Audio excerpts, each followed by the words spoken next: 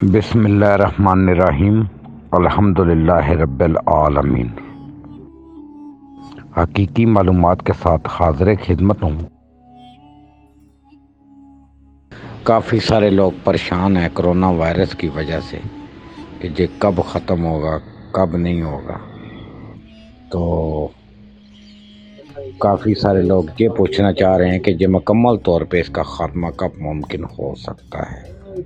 تو دیکھیں، میں اس کو مکمل طور پہ تو یہ نہیں کہہ سکتا کہ حتمی ذات اللہ تعالیٰ کی جانتی ہے، لیکن مجھے جو اپنے ایک علم کے حساب سے مجھے نظر آتا ہے کہ 3 مہینے کے بعد انشاءاللہ تعالیٰ اس کے اثرات ختم ہوتے مجھے نظر آ رہے ہیں، یعنی جولائی تک،